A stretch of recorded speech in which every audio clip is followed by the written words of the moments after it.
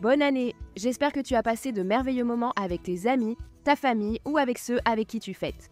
Aujourd'hui, on range, nettoie, enlève le sapin de Noël et passe la serpillière. Si tu es nouvelle, bienvenue, je suis Becky Moss. Je suis une épouse et maman de 4 petits, âgés de 7, 5, 3 ans et 9 mois. Sur ma chaîne, je partage la vie de maman, le ménage, le désencombrement et l'organisation. Pense à t'abonner si ce n'est pas déjà fait. J'adorerais t'accueillir parmi nous.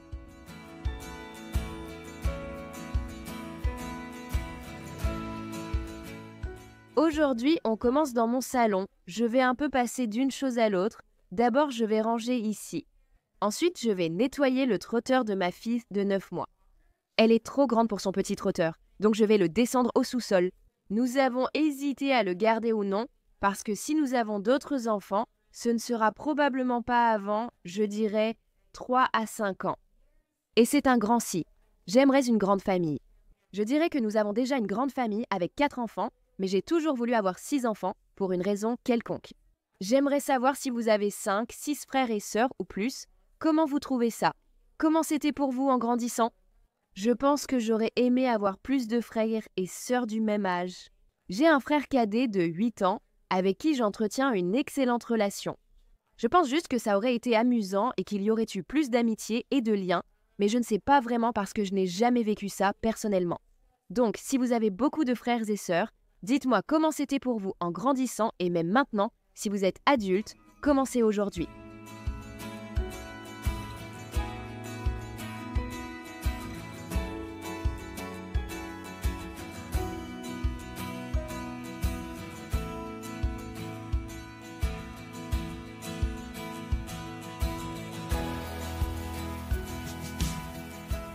Comme Adeline a 9 mois, j'ai dû lui acheter de nouveaux vêtements parce qu'elle grandit tellement vite. Je sais que j'en ai déjà parlé, mais j'ai un peu arrêté de garder les vêtements de mes enfants plus âgés pour les plus jeunes. Je fais des exceptions si quelque chose est tout neuf et n'a jamais été porté, ou si un vêtement a une valeur sentimentale particulière pour moi. Je pourrais le garder. Je vais garder les bottes, manteaux et combinaisons d'hiver, car elles se rangent facilement et serviront à l'enfant suivant. Je garde toujours ce genre de choses, mais pour ce qui est des vêtements de tous les jours, j'ai vraiment essayé de désencombrer et de minimiser ce que je garde. Et quand je dois acheter de nouveaux vêtements pour ma plus jeune fille, parce qu'elle grandit tellement vite, j'essaie de me limiter à, disons, 7 à 10 tenues. Je prépare un nettoyant pour vitres avec alcool isopropylique et eau. J'apprécie le Sprayway. Je n'en avais pas, alors j'ai décidé de le faire moi-même.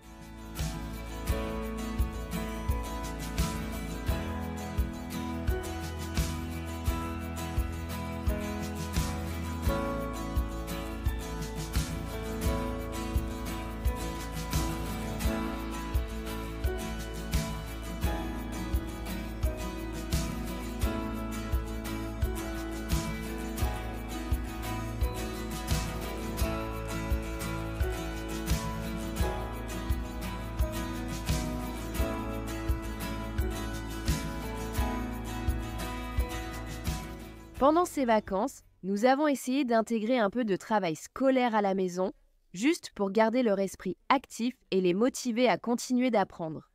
J'ai toujours l'impression que reprendre l'école après une pause est un peu difficile, mais si on arrive à faire un peu de travail scolaire par-ci par-là, ça rend les choses un peu plus faciles.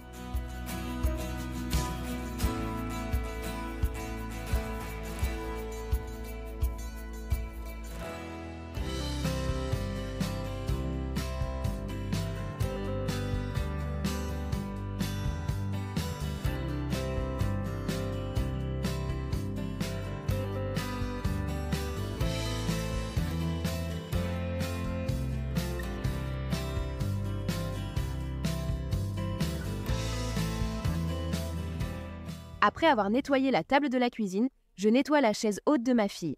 J'adorais cette chaise haute avec mon fils aîné. J'avais une chaise haute très chère et elle avait tellement de recoins que je trouvais vraiment difficile à nettoyer. Cette chaise haute coûte 20 $ chez Ikea et je vous jure que c'est la meilleure chaise haute qui existe.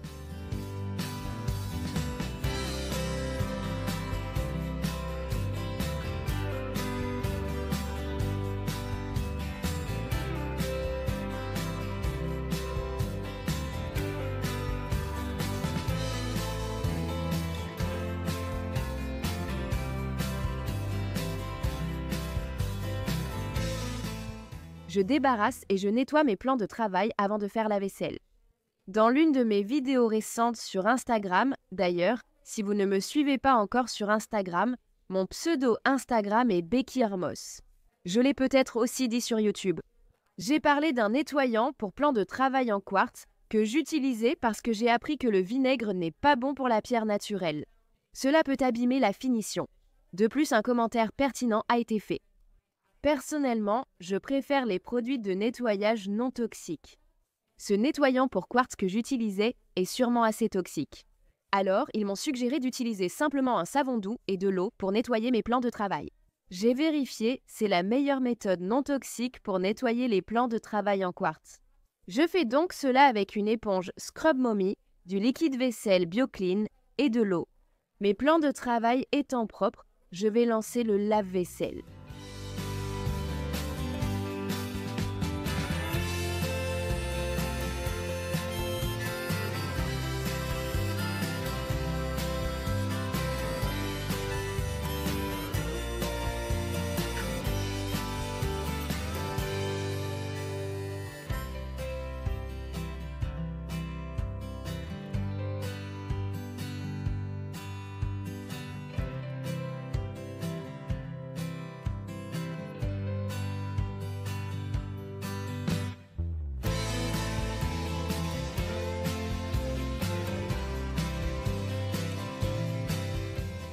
Parlons de cet espace dans ma maison. Je ne sais vraiment pas quoi faire ici. J'avais cette console dans mon ancienne maison et même si je l'aime bien, je ne suis pas vraiment sûre de l'aimer à cet endroit ici. Sans cela ici, ce mur serait très vide, mais je ne sais pas quoi faire de cet espace. Est-ce que je garde la table? Est-ce qu'on aime vraiment cette table au fond? J'ai accroché une grande photo de mes enfants au-dessus de cette console et j'adore le rendu. Mais je ne sais pas si cette console est vraiment adaptée à cet espace. Qu'en pensez-vous? Dites-le moi dans les commentaires. J'ai même pensé à mettre un banc couleur cognac ici. Cependant, nous avons déjà un vestiaire avec un banc pour les chaussures. Je ne veux pas occuper de l'espace inutilement. Je mets seulement des moulures pour créer un mur d'accent. Ma mère a proposé d'ajouter des moulures au mur avec du papier peint, même texturé, pour apporter une touche sans occuper d'espace. Si je garde la console et que je décide de la décorer, je dois faire attention en le faisant, parce que je n'aime pas quand c'est trop encombré, mais j'ai aussi beaucoup de jeunes enfants. Donc je dois aussi faire attention à ce que je mets dessus. Dites-moi ce que vous en pensez dans les commentaires.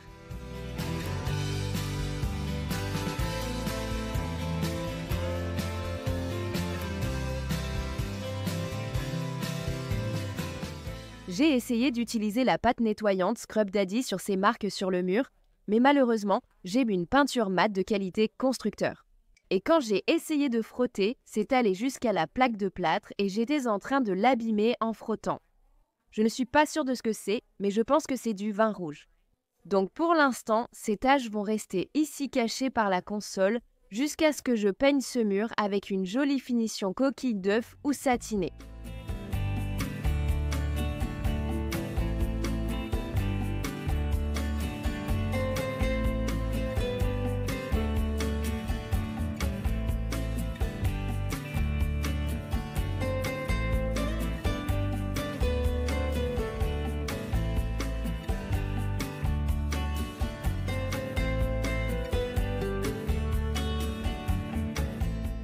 Je passe l'aspirateur sur mon canapé, puis je vais vers mon sapin de Noël. Il y avait quelques boîtes en dessous que je devais déplacer avant de démonter mon sapin de Noël.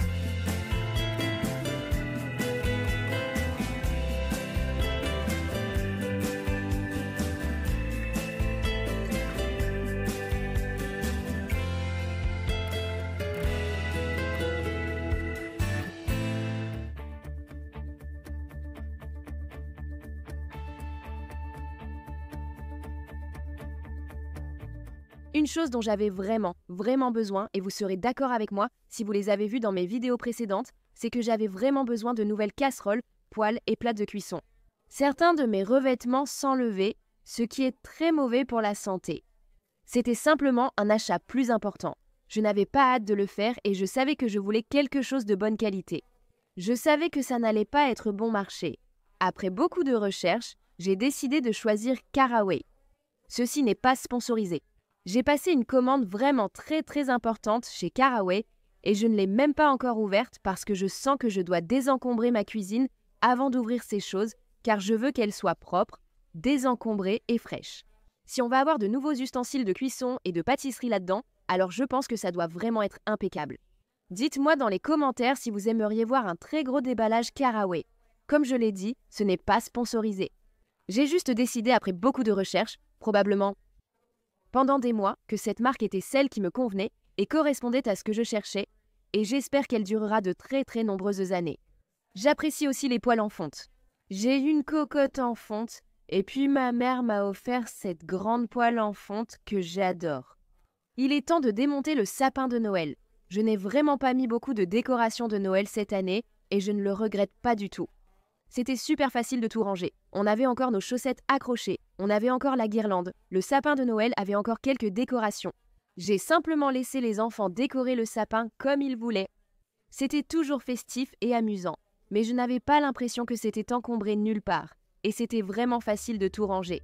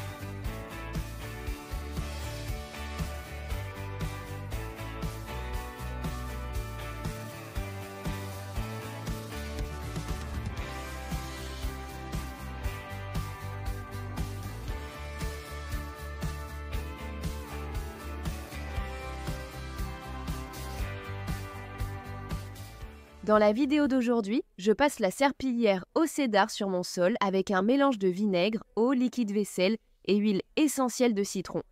Encore un nettoyant maison non toxique vraiment efficace. Et si tu m'as vu verser cette huile essentielle de citron dans le seau de la serpillière, je te promets qu'il n'était pas plein. Il était presque vide, alors je l'ai ouvert et versé ce qu'il restait.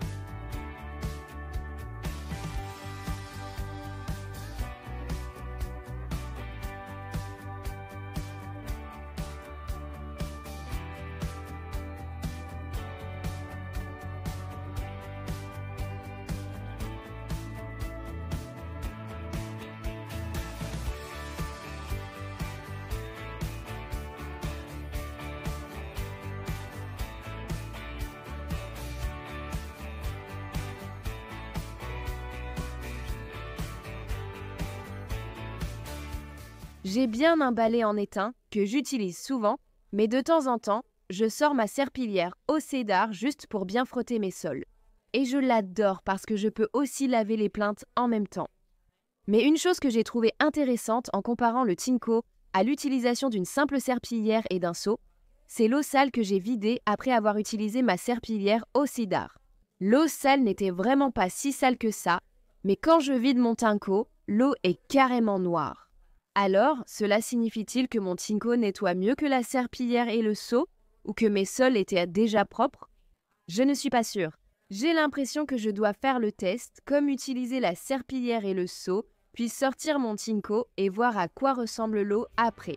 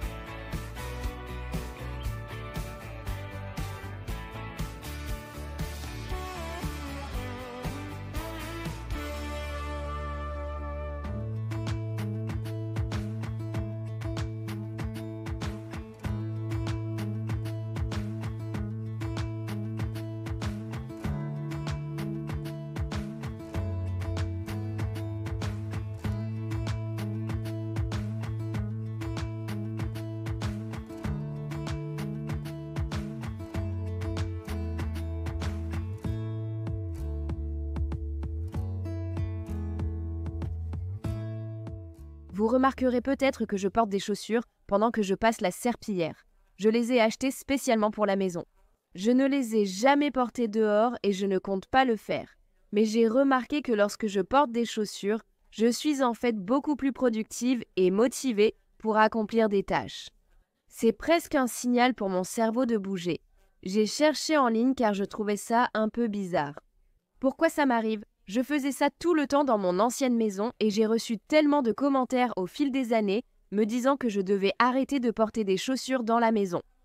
Et même si je ne suis pas contre le fait de porter des chaussures d'extérieur à l'intérieur, je pense que c'est tout à fait normal de porter n'importe quel type de chaussure que tu veux chez toi si c'est une chaussure d'intérieur. J'ai vérifié sur Google si c'était normal.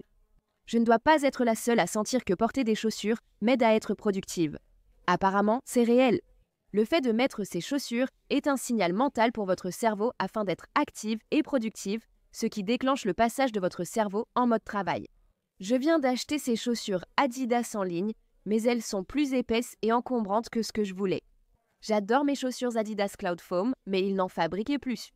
Je cherchais quelque chose de beaucoup plus léger et je suis finalement tombée sur une entreprise appelée Allbirds. Je n'en avais jamais entendu parler auparavant, mais on dirait qu'ils proposent des chaussures vraiment confortables, très légères, pour tous les jours.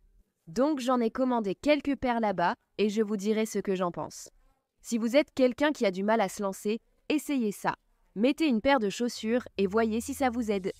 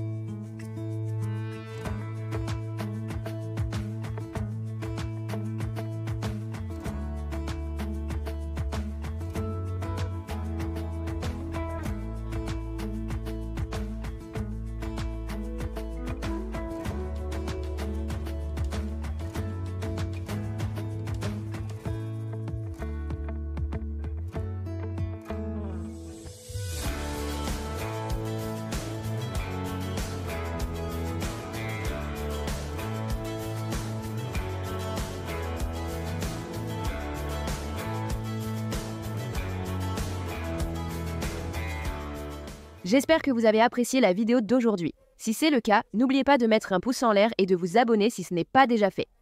Merci encore et on se retrouve dans la prochaine vidéo.